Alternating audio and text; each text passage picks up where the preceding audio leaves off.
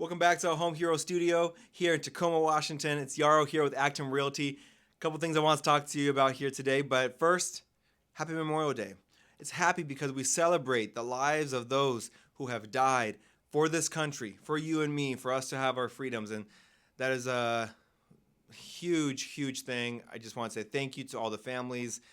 Thank you to all those who are still serving today, those who have served. I have a lot of clients who I have worked with in the past and working with right now that are military. So thank you. Huge thank you. We bleed the red, white, and blue. So thank you. And I hope you enjoy that this day today and as we remember those who have served. Secondly, if you have been watching my social media, you know I've switched over to Acton Realty. Again, brief moment here. Why did I switch? Because of the opportunity to grow and take the business further and better. And I've known Joe Finelli, who is the designated broker there, for quite some time now, and I'm excited to partner with him and just do so much more. Now, that being said, I promised you last week that I would do a market update here today, so here I am in the studio. I want to talk to you about what this rate increase means for you as a buyer and seller, okay? Briefly, rates have shot up to 7%, which they haven't touched since November. And if you remember the end of last year, it got pretty interesting. We were expecting much higher rates, then they went back down. Now through this first quarter, we've been listening to all these inflation reports, job reports, the meetings, and all these different factors are just making the market super volatile. And I'm sure you have felt that. If you own a business or a small business owner, you felt that. If you're just working a regular 9-to-5 job, you've heard of it.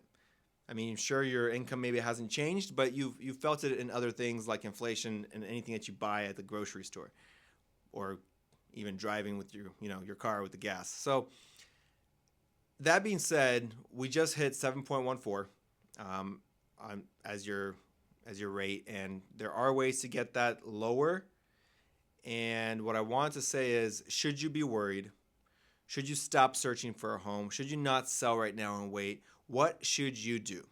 As a consulting broker, my job is to look at the market, interpret the market, and give you advice in home buying and selling.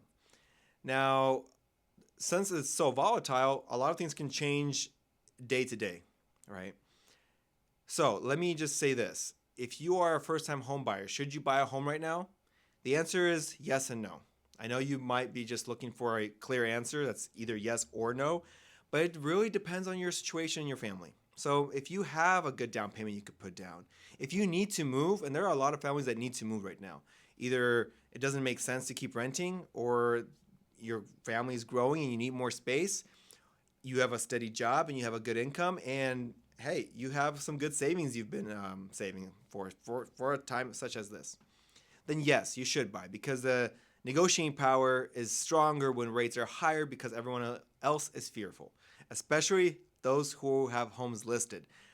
On average, you'll probably see homes stay on market longer. Now, the inventory is still low, so there's not a ton out there, which is still keeping things competitive in the marketplace.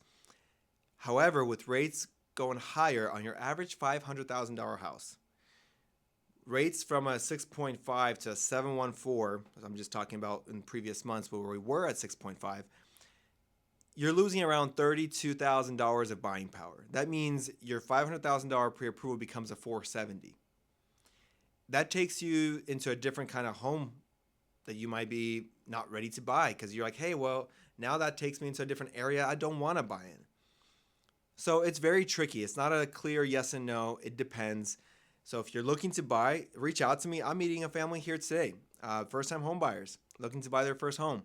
Going to give them advice, going to look at their scenario, and we're going to go off of that. Is it a good time to buy? Possibly. We're going to get them pre-approved. We're going to talk numbers. We're going to talk what their goals are. Because if your goal is just to buy a house because everyone else is buying or not buying, that's not really a goal. What are you trying to do with your family? Is it a long-term? Is it a short-term and then rent out, buy your dream home? What is your goal and what is your opportunity window? That's different for each of us because our finances are different, our family status and size is different, And all those things matter when it comes to terms to buying a house. So it is a terrible time to buy a house, and it is a great time to buy a house always. Sometimes more than others, in times of uncertainty. So that's on the buyer side. A lot of first-time home buyers should wait. However, rates will climb. So your opportunity, it's a catch-22 really. As rates climb, the prices drop. As prices drops, rates climb, and meaning you have a larger payment on a smaller size loan that you can't qualify for as much. So you see what I'm saying? You see where I'm going with this? It just depends. Reach out to me if you need any clarity on that. Just wants to let you know that the reason we're seeing such volatile times is because there's a lot of uncertainty in the government right now. Obviously, a lot of our funds are going elsewhere outside the country, and that's not stopping anytime soon, doesn't look like. With elections coming up, the next 2024 election, all these things might change here in the next couple quarters. Now, outside of all of that, there is two main things we're looking at right now, and that is the debt ceiling, which they will either raise and inflation will pick up and rates will go higher, which is a possibility, or their default on the debt. And if we do that, which has never happened in American history, the country's screwed. Everyone's going to hurt, and it's going to be a long recovery. It's going to be like a huge Band-Aid rip-off that we've never seen before. So hopefully that doesn't happen, because then the whole economy will pretty much crash big, and not '08 big, but like really, really bad. My guess is they're going to just raise the debt ceiling, keep inflation going, which in the short term is going to make rates go higher, which will either create an opportunity or price you out of the market. Or they might say, you know what, inflation report is actually better than we thought, and then rates go down, like we saw all this first quarter with the games of up and down. But in short, just watch for that next inflation report that's going to be coming out this week. Watch what happens with this whole debt ceiling game. We don't know. There's a lot of uncertainty. And before we end this video, I want to talk about the listing side. Should you list your house? Should you sell a house? For the most part, the answer right now is yes. If you're looking to maximize profit, it's a good time to list because the demand is high. And while people can qualify for less than they were, say, 3 weeks ago, if you price your home right, you will still be very hot on the market, and your home will still sell for a pretty price unless you just bought it a month ago. And you're going to walk away with money in your pocket. Now, what do you do with the money in your pocket? Do you invest that into another property? Do you move out of state? What are you doing? That's where it depends. If you're selling your house just to get profit off the table, it may not be a good time to sell, because where are you going? What is your next step? Do you have another opportunity lined up which takes you into better places? If the answer is no, and you're just trying to sell so you can have $200,000 in your bank account, well, that really does you no good, because you got to live somewhere. And should you just sell just to buy a bigger home?